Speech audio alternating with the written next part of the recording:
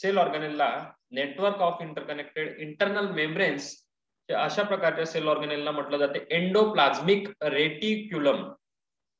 Reticulum म्हणजे इथं अर्थ आहे, रेटिक्युलमचा अर्थच इथे आहे की नेटवर्क. ठीक आहे, network. And endoplasmic, endo means inside, आतमध्ये, इंटरनल. तर एंडो म्हणजे एंडोचा अर्थ होते इथे इंटरनल आणि प्लाझ्मिक मीन्स मेम्ब्रेन्स. तर आतमध्ये असणार, सेलच्या आतमध्ये असणार मेम्ब्रेनचं network is called as endoplasmic reticulum. It is the largest membrane in eukaryotic cell. तर आता समजा ऑब्जेक्टिव्ह मध्ये जर आपल्याला क्वेश्चन आला which is the largest membrane in eukaryotic cell, it is a endoplasmic reticulum, ER. It is an extensive network of closed flattened membrane bounded sacs called as cisternae. तर याच्यामध्ये पण आपल्याला जे मेम्ब्रेन बाउंड सॅक्स आहेत, membrane bound असे sacks जे दिसणार आहेत, these are the membrane bound sacs. These sacs are called as cisternae. जसं गॉल्जी कॉम्प्लेक्स मध्ये आपण बघितलं आहे की तिथे पण मेम्ब्रेन बाउंड सॅक्स होत्या, त्याला आपण सिस्टर्नी म्हटलं होतं. तर इथे पण त्याला काय म्हटलं गेलेलं आहे, cisternae. Then the name endoplasmic reticulum was coined in 1953 by Porter, who had observed it in the electron micrographs of liver cell. जे आपल्या ॲनिमल लिव्हर सेल मध्ये हे पहिल्यांदा त्यांनी डिस्कवर केलं, कोणी, porter, in 1953. and they are observed on electron micrograph. Electron microscope मध्ये त्यांनी हे लिव्हर सेल्सला बघितलं, तेव्हा त्यांना असे मेम्ब्रेन स्ट्रक्चर दिसले, सेलमध्ये इंटरकनेक्टेड मेम्ब्रेन स्ट्रक्चर दिसले आणि त्याला त्यांनी नाव दिलं एंडो मीन्स आतमध्ये, endoplasmic reticulum. The main function behind this cell organelle is the synthesis of lipids. The most important functions of endoplasmic reticulum are synthesis of lipids, then membrane proteins and secretory proteins. तर याचे functions, main functions काय काय आहेत त्याचे, the synthesis of lipids and the synthesis of membrane proteins and synthesis of secretory proteins. आता lipids म्हणजे आपल्याला माहिती आहे, lipids are the polymers of fatty acids. These are the fatty acids and sterol. Then membrane proteins are the proteins which are integrated into the membranes, च्या आतमध्ये असणारे proteins, membrane proteins. And then secretory proteins are for the cell organelle, required for the cell organelles, secretory proteins.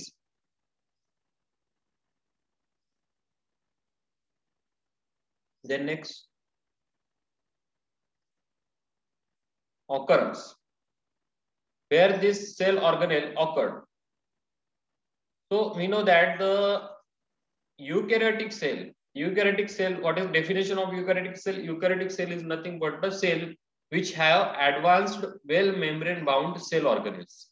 ठीक आहे, म्हणजे अशी sale ज्यामध्ये आपल्याला membrane bound sale organelles मिळतात. ठीक आहे, त्याला आपण काय म्हणतो, ऍडव्हान्स सेल आहे, त्याला काय म्हणतो आपण, युकॅरियोटिक सेल. तर प्रत्येक युकॅरियोटिक सेल मध्ये आपल्याला हे एंडोप्लाझ्मिक रेटिक्युलम पाहायला मिळते, with variation in its position from cell to cell. तर याच्या पोझिशन मध्ये व्हेरिएशन असू शकते, म्हणजे याची पोझिशन कुठे असणार, न्यूक्लियस जवळ, गॉल्जी कॉम्प्लेक्स जवळ, अशा जे आहे व्हेरिएशन असू शकते त्याच्या पोझिशन मध्ये from cell to cell, different types of category of cells. Erythrocytes, that is RBC म्हणजे ब्लड सेल्स जे आहेत, red blood cells. Then egg cell and embryonic cells lack in endoplasmic reticulum. तर कोणत्या cells मध्ये दिसणार नाही आपल्याला, exceptions are erythrocytes, RBC, egg cells and embryonic cells are devoid of this cell organelle, that is endoplasmic reticulum. So in this diagram we can see the 3D diagram, 3D structure of the endoplasmic reticulum. 3D structure. जर आपण सेलला spherical आपण मानलं की sale कशी spherical असते, ठीक आहे, त्याला आपण जर त्या सेलला आपण कापला आहे, त्याचा सायटोप्लाझमचा जर आपण असा ब्लॉक घेतला, ठीक आहे, आणि 3D स्ट्रक्चर जर बघितलं आपण एंडोप्लाझमिक रेटिक्युलमचं, तर ते अशा प्रकारे नेटवर्क इंटरकनेक्टेड नेटवर्क स्ट्रक्चर दिसतात आपल्याला.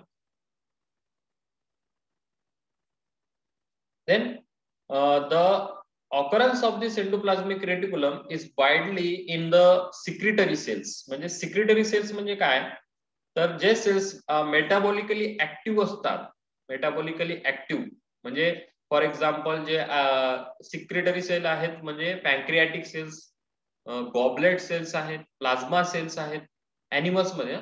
तर हे जे पॅन्क्रियाटिक सेल्स आहेत, प्लाझ्मा सेल्स आहेत, गॉबलेट सेल्स आहेत, यांचं काम असते सिक्रिशनचं. तर या ठिकाणी सिक्रिटरी प्रोटीन्सची आवश्यकता असते. त्याच्यामुळे या सेल्स मध्ये आपल्याला अबंडंट फॉर्म मध्ये एंडोप्लाझ्मिक रेटिक्युलम दिसणार. There is an abundant form of endoplasmic reticulum in the secretory cells. Then this is the ultrastructure of this endoplasmic reticulum. Here, after the nucleus, there is the starting of this cell organelle. The membranes are connected with this nuclear membrane, nuclear envelope. We can see this membrane-bound sacs. These membrane-bound sacs are called as cisternae. Membrane-bound sacs.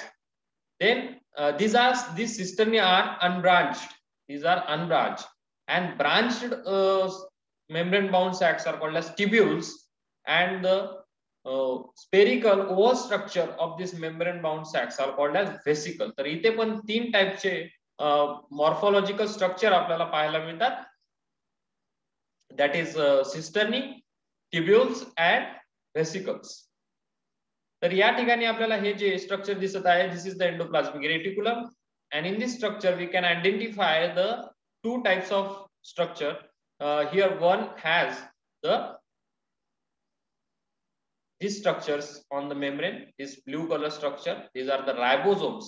And this structure in where the ribosomes are present on these membranes are called as endoplasmic reticulum, rough endoplasmic reticulum, rough. And the structure where the ribosomes are absent, it is called as smooth endoplasmic reticulum. There are 2 types of endoplasmic reticulum, that is rough endoplasmic reticulum and smooth endoplasmic reticulum. And the morphological structure of this endoplasmic reticulum has 3 types of structure, that is 3 forms, that is lamellar form cisternae, then vesicular form, that is vesicles, and tubular form, that is tubules. So cisternae are the closed fluid-filled sacs, vesicle or the cavity. These are the closed. Closed म्हणजे बंद आहेत, fluid filled आहेत, matrix आहे त्याच्यामध्ये, आणि जे आहेत cavities जे आहेत, these are the unbranched cavities. These are the unbranched cavities. Then vesicles are, we know that these are the spherical form of spherical म्हणजे एक spherical form जे असते मेम्ब्रेनचा, हे असं स्पेरिकल फॉर्म जे आहे मेम्ब्रेनचा त्याला आपण म्हणू vesicle. This is the vesicle. Then tubular forms are the branched structure. These are the branch structure. Tubules are the branch म्हणजे हे अशी ब्रांच असणार त्याच्यामध्ये. हे नंतर दुसरे ट्युब्यूल त्याला जोडलेले आहेत, असे ब्रांच स्ट्रक्चर जे आहेत याला म्हणतात ट्युब्यूल्स. त्यानंतर 3 स्ट्रक्चर आपण बघू शकतो एंडोप्लाझ्मिक रेटिक्युलम मध्ये. Morphological structure and the position of this endoplasmic reticulum we can see in this diagram. After the nucleus, it occurs between the Golgi complex and nucleus. Between the Golgi complex and the nucleus, this endoplasmic reticulum is occurred. It is a middle cell organelle between this cell Golgi complex and nucleus. And the membranes or these connections are interconnected. The nucleus, endoplasmic reticulum, Golgi complex, plasma membrane, these are also interconnected with each other. There is a transport processes between these cell organelles which are very much required in various functions, secretory functions in the cells. Then what are the types of endoplasmic reticulum? So if we study the ultrastructure of the endoplasmic reticulum, we can see there are 2 forms of endoplasmic reticulum. That is, one is granular ER. Granular means rough ER, and agranular ER, which is called as a smooth ER. So what is difference between these 2 types, granular ER and agranular ER? The basic difference is the ribosomes attached.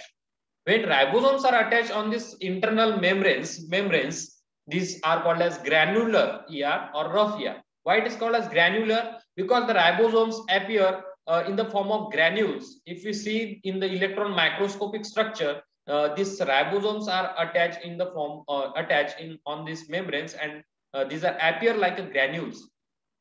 Then in a granular ER, if we see in a microscope, there is no ribosomes or ribosomes on the surface.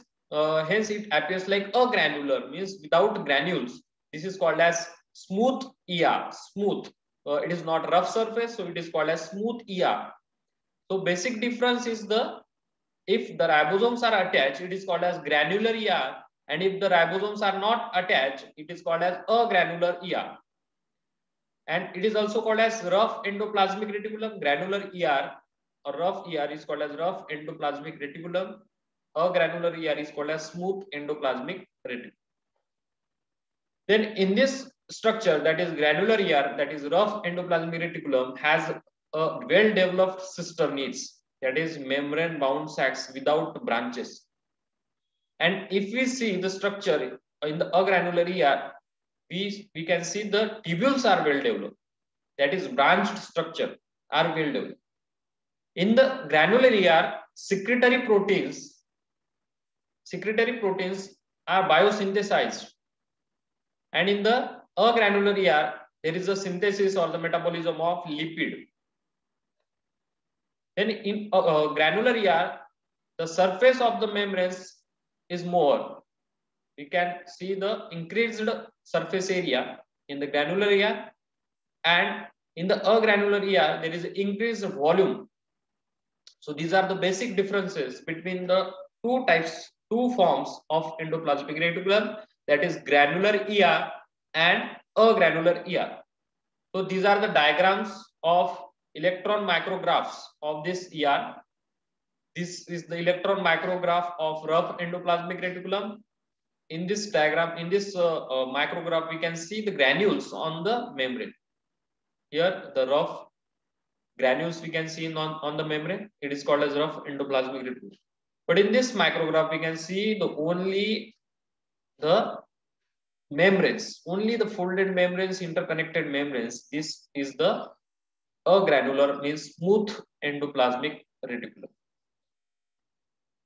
तर समजला याच्यामध्ये आपल्याला जे आहे दोन types पाहायला मिळतात, that is granular ER and agranular. Granular ER म्हणजे ज्या ठिकाणी काय आहेत रायबोझोम्स आहेत, आणि अग्रॅन्युलर ER म्हणजे ज्या ठिकाणी रायबोझोम्स ऑब्सेंट आहे. ठीक आहे. Then ARIA, that is rough endoplasmic reticulum. What are the functions of rough endoplasmic reticulum? So the main functions which takes place in the rough endoplasmic reticulum are the biosynthesis of secretory proteins, then N-linked glycosylation, the formation of disulfide bonds, holding of proteins, and quality control of the proteins. Then what is the secretory proteins? What is biosynthesis of secretory proteins? तर secretory proteins म्हणजे काय हे पहिल्यांदा लक्षात घ्यायचं आपल्याला, की दोन टाइपचे प्रोटीन्स हे असतात. दोन टाइपचे कोणते प्रोटीन्स असतात? जर ट्रान्सक्रिप्शन झालं आहे, ट्रान्सक्रिप्शन म्हणजे काय, की जीन्स जे आहेत, जीन्स जेनेटिक इन्फॉर्मेशन, तिथनं जे कोडॉन्स आहेत त्या कोडॉन्सला रीड केल्यानंतर mRNA स्ट्रँड तयार झालेला आहे. mRNA स्ट्रँड तयार झाल्यानंतर mRNA वर काय आहे, कोडॉनच्या फॉर्म मध्ये इन्फॉर्मेशन आहे. या mRNA स्ट्रँडला ट्रान्सलेट केलं जाते. ट्रान्सलेट म्हणजे त्याचा जो कोडॉन आहे त्या कोडॉनला रीड करून एक एक अमिनो ऍसिड अटॅच करून एक पॉलिपेप्टाइड चेन तयार केली जाते with the help of ribosomes. ठीक आहे. रायबोझोम्सची इथे मदत लागते आपल्याला. रायबोझोम्सचे युनिट जे आहे सब युनिट्स असतात, that is 70 years 30 years in prokaryotic, and then in the eukaryote it is 80 years subunits. Then the main functions of the ribosome is to translate this mRNA, translate this mRNA strand. mRNA strand ला हा जो mRNA strand असतो, fifth end आणि third end असा strand आहे आपल्याकडे mRNA strand, messenger strand. Messenger strand has a message for the synthesis of the proteins in the form of codons. तर codon माहिती आहे आपल्याला ट्रिपलेट फॉर्म मध्ये असतो. ठीक आहे.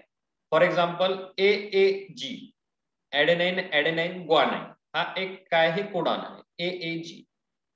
ठीक आहे. तर AAG codon it codes for methionine. We know that this codes for methionine amino acid.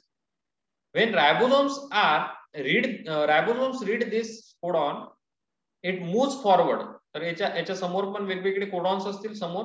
असा रायबोसोम्स काय करतो असा मूव्ह होतो त्या mRNA स्ट्रँडवर आणि एक एक कोडॉनला जो रीड केल्यानंतर अँटीकोडॉन असतो रायबोसोम जवळ, टीआरएनए जवळ अँटीकोडॉन असतो. रायबोसोम्स मध्ये हे टीआरएनए येतात अँटीकोडॉन घेऊन एक अमिनो ऍसिडला घेऊन येतात. अमिनो ऍसिड काय होतात अटॅच होत राहतात एकमेकाला आणि पॉलीपेप्टाइड चेन तयार होते. And this polypeptide chain has a number of amino acid attach. ठीक आहे. these are the chains of amino acid. Polypeptide chain is a chain of amino acid. Amino ऍसिडची एक चेन आपल्याला इथे अशी मिळते. ठीक आहे. अमिनो ऍसिडची चेन पॉलीपेप्टाइड चेन रायबोसोमनी याला रीड केल्यानंतर एमआरएनए. तर ही जी पॉलीपेप्टाइडची चेन आहे this is the basic structure of protein. म्हणजे प्रोटीनचं सिम्पलेस्ट फॉर्म ऑफ स्ट्रक्चर म्हणजे पॉलीपेप्टाइड चेन. पॉलीपेप्टाइड चेन पुढे जाऊन मग फोल्ड होते, त्याच्यामध्ये व्हेरियस मॉडिफिकेशन्स होतात आणि त्याला मग आपण प्रोटीन म्हणतो. तर इथे लक्षात घ्या 2 टाइप्स ऑफ प्रोटीन्स का म्हटलंय आपण, तर न्यूक्लियस मध्ये सेल जर आपण बघितली अशी सेल आहे आपल्याकडे, तर या सेल मध्ये न्यूक्लियस असतो. त्या न्यूक्लियस मधून हे ट्रान्सक्रिप्शन झाल्यानंतर एमआरएनए काय येतो बाहेर येतो. हा एमआरएनए बाहेर आल्यानंतर इथे जर ट्रान्सलेशन होत असेल सायटोप्लाझम मध्ये जर ट्रान्सलेशन होत असेल तर त्याला आपण म्हणू दीज आर द सायटोसोलिक प्रोटीन्स. ठीक आहे. म्हणजे सायटोप्लाझम मध्ये जर ट्रान्सलेशन होत आहे या एमआरएनएचं, रायबोसोम इथे रीड करत आहे आणि पॉलीपेप्टाइड चेन इथे तयार होत आहे. पॉलीपेप्टाइड चेन ही सायटोप्लाझम मध्येच राहत आहे. ठीक आहे. ही जी पॉलीपेप्टाइड चेन आहे ही सायटोप्लाझम मध्येच राहत आहे, तेव्हा त्याला आपण म्हणू सायटोसोलिक proteins. Then on the rough ER, इथे रफ ER असेल समजा न्यूक्लियस जवळ, हे समजा हे रफ ER आहे न्यूक्लियस जवळ. या रफ ER मध्ये जर एमआरएनए स्ट्रँड येत असेल इथे आणि इथे जे रायबोसोम्स आहेत रफ ER वर, हे रायबोसोम्स जर त्या एमआरएनए स्ट्रँडला रीड करून प्रोटीन्स बनवत असतील, these proteins are called as secretory proteins. समजलाय डिफरन्स? काय डिफरन्स आहे? जर एमआरएनए स्ट्रँड हा डायरेक्टली सायटोप्लाझम मध्ये आला आणि सायटोप्लाझम मध्ये जर याचं काय होत आहे प्रोटीन्स तयार होत आहेत with the help of cytosolic ribosomes. Cytoplasm मध्ये असणारे जे रायबोसोम्स आहेत हे एमआरएनए स्ट्रँडला रीड करत आहे आणि तिथेच प्रोटीन्स जर तयार होत आहेत त्याला आपण म्हणू सायटोसोलिक प्रोटीन्स. आणि रफ ER वर जेव्हा एमआरएनए स्ट्रँड येतो आणि रफ ER वर याचं काय होते रीड होतो mRNA strand by this ribosomes and proteins are formed on the membrane, in the membrane of endoplasmic reticulum, in the lumen of endoplasmic reticulum. Then these proteins are called as secretory proteins. Then there are various modifications on these secretory proteins. This modification, one of the modification is the N-link glycosylation. ठीक आहे. म्हणजे हे secretary protein जर endoplasmic reticulum मध्ये तयार होत असेल तर तिथे व्हेरियस टाइप्स ऑफ मॉडिफिकेशन त्याच्यामध्ये होतात आणि पुढे या प्रोटीन्सला कुठे पाठवलं जाते गोल्जी कॉम्प्लेक्स. ठीक आहे. आणि मग आपल्याला माहित आहे गोल्जी कॉम्प्लेक्स कडून various types of cell organelle कडे त्याला शिफ्ट केलं जाते, ट्रान्सपोर्ट केलं जाते in the form of vesicles, secretory vesicle. तर त्याच्यावर पहिल्यांदा काय केलं जाते मॉडिफिकेशन्स केले जातात. एन लिंक ग्लायकोसायलेशन त्याच्यापैकी एक मॉडिफिकेशन आहे, शुगर मॉलिक्युल्स ऍड करणे प्रोटीन्सवर. ठीक आहे. का शुगर मॉलिक्युल्स ऍड करणे? कारण त्याला कोणत्या एन्झाईमनी त्याला अटॅक केला नाही पाहिजे, डिग्रेड केलं नाही पाहिजे. त्याच्यासाठी याच्यावर शुगर मॉलिक्युल जर ऍड करत असतो आपण त्याला म्हटलं जाते ग्लायकोसायलेशन. आणि एन लिंक म्हणजे प्रोटीन्स जी अमिनो ऍसिडची जी चेन आहे त्याच्याजवळ 2 टर्मिनस असतात, सी टर्मिनस आणि एन टर्मिनस. जर एन टर्मिनस वर आपण शुगर मॉलिक्युल ऍड करत असतो तर त्याला काय म्हटलं जाते एन लिंक ग्लायकोसायलेशन. ठीक आहे. जर सी टर्मिनल वर शुगर मॉलिक्युल्स ऍड करू तर सी लिंक ग्लायकोसायलेशन. ठीक आहे. then formation of disulfide bond. What is disulfide bond? It is very much important in the formation of secondary tertiary structure of the proteins. ठीक आहे, प्रोटीन्सचं secondary आणि tertiary structure तयार करण्यासाठी this polypeptide chain are folded. These are folded. ठीक आहे, प्रोटीनचे various forms, various structure असतात. First is primary structure, that is polypeptide chain. Polypeptide चेनला फोल्ड केल्यानंतर फर्स्ट फोल्डिंग जी असते त्याला म्हणतो आपण सेकंडरी स्ट्रक्चर. आणि पुन्हा या सेकंडरी स्ट्रक्चरला पण फोल्ड केल्यानंतर त्याला म्हणतात टर्शरी स्ट्रक्चर, त्यानंतर क्वाटर्नरी स्ट्रक्चर. तर हे जे सेकंडरी स्ट्रक्चर आहे, टर्शरी स्ट्रक्चर आहे, यांना फोल्डिंग होताना, जर हे पॉलीपेप्टाइड चेन फोल्ड होत आहे अशी, तर या फोल्ड होताना हे जे आहेत एकमेकांना घट्ट धरून राहिले पाहिजे, हे फोल्ड्स. ठीक आहे, हे दोन स्ट्रँड एकमेकांना घट्ट धरून राहिले पाहिजे. याच्यासाठी या दोघांच्या मधात डायसल्फाइड बॉन्ड तयार होणं गरजेचं असतं.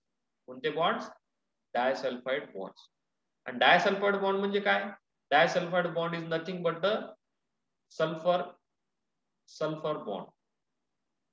हे जे सल्फर बॉन्ड असतो त्याला म्हणतात डायसल्फाइड बॉन्ड. तर सल्फर कुठे असतो आता इथे प्रोटीन मध्ये? आपल्याला माहिती आहे अमिनो ऍसिड्स जे असतात, जे पॉलीपेप्टाइड चेन तयार करतात, there are basic 22 amino acids. 22 amino acids असतात. त्या 22 अमिनो ऍसिड पैकी काही अमिनो ऍसिड असे आहेत ज्यांच्यामध्ये सल्फर प्रेझेंट असते. तर हे काय करतात, हे अमिनो ऍसिड एकमेकांमध्ये सल्फर बॉन्ड तयार करतात, त्याला म्हणतात disulphide bond. And disulfide bond is very much important for the stabilization of this secondary and tertiary structure of proteins.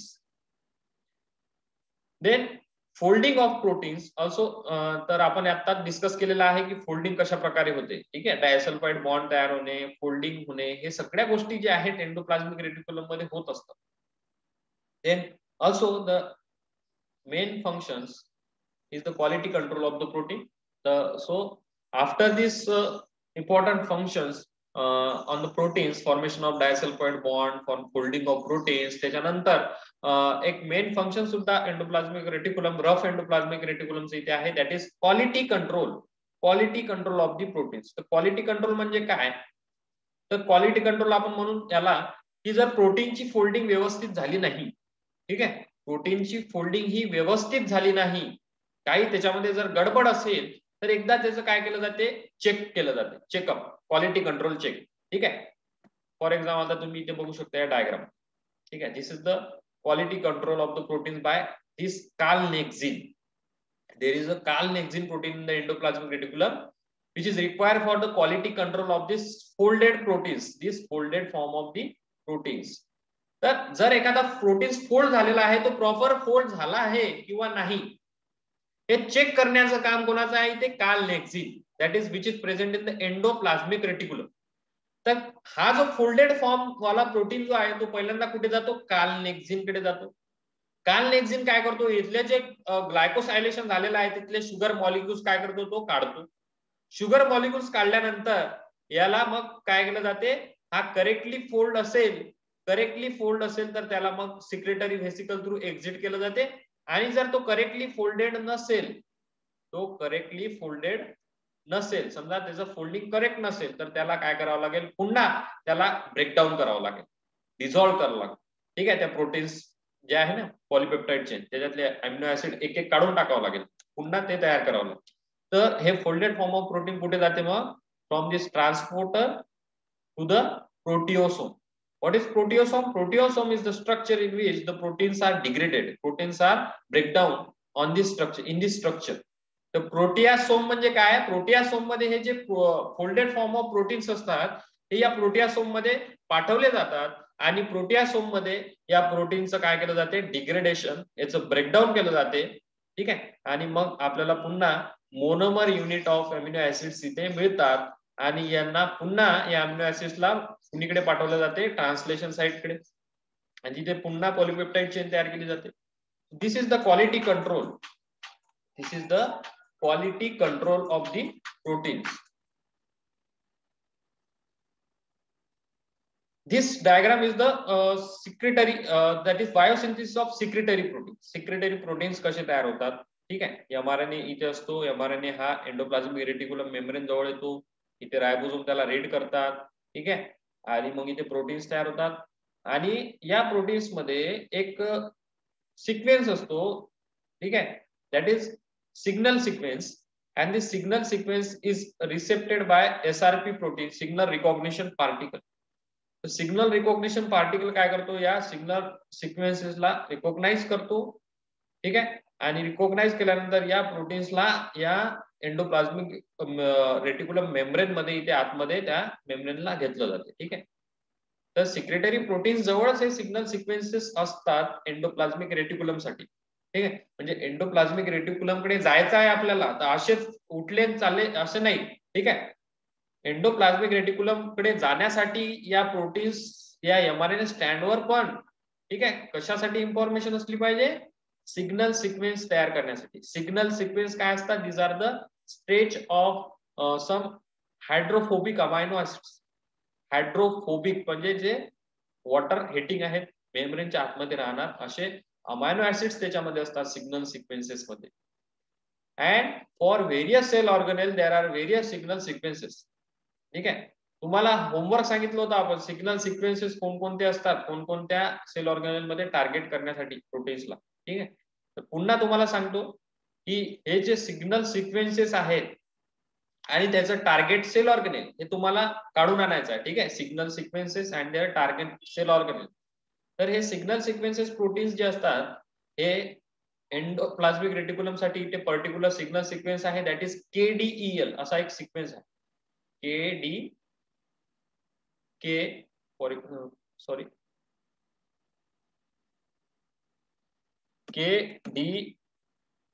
KDEL असा सिक्वेन्स आहे.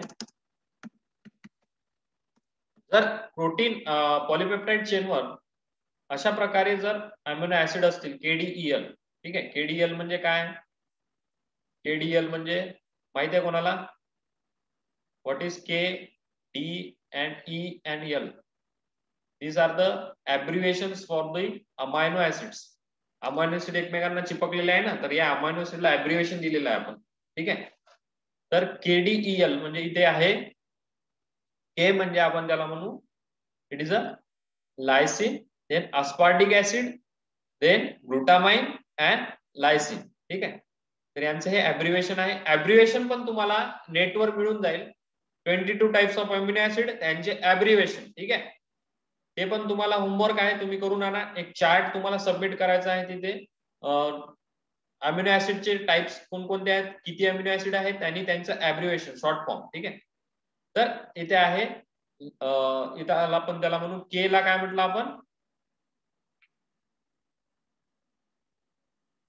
ठीक आहे, लायसिन, त्यानंतर अस्पार्टिक ऍसिड, ग्लुटामाइन, ठीक आहे, ल्युसाइन. तर हे जर सिक्वेन्स असतील तर याला आपण काय म्हणू, these are the sequences, signal sequences for the endoplasmic reticulum.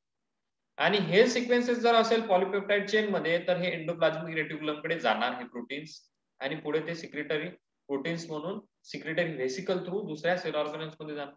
तर अशा प्रकारे हे सिग्नल सिक्वेन्सेस असतात एंडोप्लाझ्मिक रेटिक्युलम साठी. आणि व्हेरियस न्यूक्लियस साठी वेगळे असतात, प्लाझ्मा मेम्ब्रेन साठी सिग्नल सिक्वेन्सेस वेगळे असतात. ठीक आहे. So these are the functions of rough endoplasmic reticulum. Then smooth endoplasmic reticulum functions.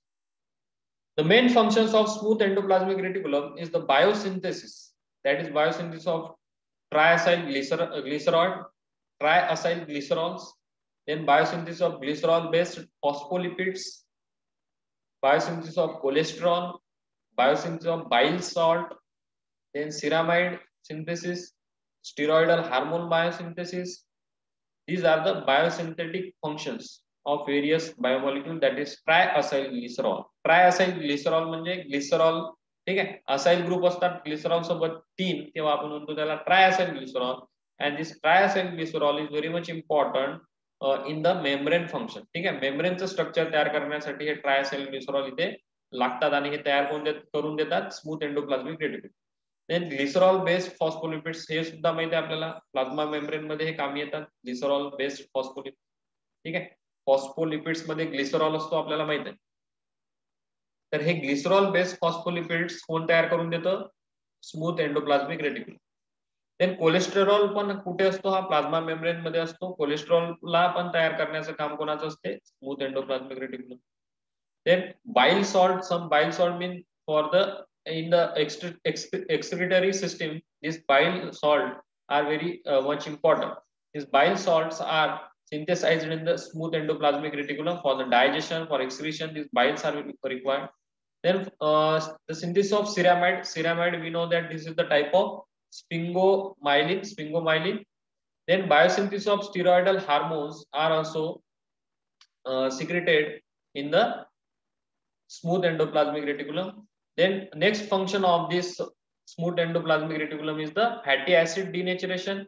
What is fatty acid denaturation? It is the degradation of the fatty acid chains.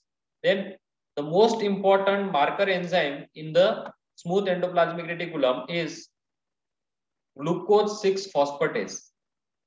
ठीक आहे. तर smooth endoplasmic reticulum ला identify करण्यासाठी इथे एक marker enzyme असतो, त्याला काय म्हटलं जाते, glucose 6 phosphatase. And glucose 6 phosphatase is very much important in the process gluconeogenesis. ठीक आहे. तर ग्लुकोनिओजेनेसिस ही जे प्रोसेस आहे कार्बोहायड्रेट मेटाबॉलिझम मध्ये, that is formation of the glucagon. ठीक आहे. तर या सिंथेसिस साठी ग्लुकोज 6 फॉस्फेटेज एन्झाईम लागतो आणि हा फॉस्फेटेज एन्झाईम फक्त आपल्याला स्मूथ एंडोप्लाझमिक रेटिक्युलम मध्येच मिळतो. And this is called as the marker enzyme in the smooth endoplasmic reticulum. Then next function is the detoxification of the xenobiotics. जर काही हार्मफुल सबस्टन्सेस असतील, झिनोबायोटिक्स म्हणजे काय म्हणू आपण, harmful substances, harmful chemicals in the cells. तर हे harmful chemicals जर असतील तर त्याला काय म्हटलं जाते, झिनोबायोटिक्स. आणि यांचं डिटॉक्सिफिकेशन करणे म्हणजे यांची टॉक्सिक जे हे असते, कॅरेक्टरिस्टिक असते केमिकलचं, ते टॉक्सिक कॅरेक्टरिस्टिकला डिटॉक्सिफाय करण्याचं काम सुद्धा स्मूथ एंडोप्लाझमिक रेटिक्युलमचं असते. म्हणजे फॉर एक्झाम्पल, जर आपण एखादं पॉयझन आपल्या आतमध्ये गेलेलं आहे, बॉडीमध्ये एखादं पॉयझन गेलेलं आहे, त्या पॉयझनला डिटॉक्सिफाय करण्याचं काम, म्हणजे स्मॉल अमाऊंट मध्ये एखादं टॉक्सिन आहे आपल्या बॉडीमध्ये सिक्रेट झालंय, त्याला डिटॉक्सिफाय करण्याचं काम कोणाचं असते, स्मूथ एंडोप्लाझमिक रेटिक्युलम. आणि हे कुठे होत असते, लिव्हर सेल्स मध्ये. हे storage of calcium ion, calcium आयनचं स्टोरेज जे आहे ते पण सुद्धा स्मूथ एंडोप्लाझमिक रेटिक्युलम मध्ये इथे चालत असते. So these are the functions of smooth endoplasmic reticulum, that is biosynthesis of various biomolecules, then fatty acid denaturation, gluconeogenesis, detoxification of xenobiotics, and storage of calcium ions. Then common functions of the smooth endoplasmic reticulum and the rough endoplasmic reticulum. What are the common functions? These common functions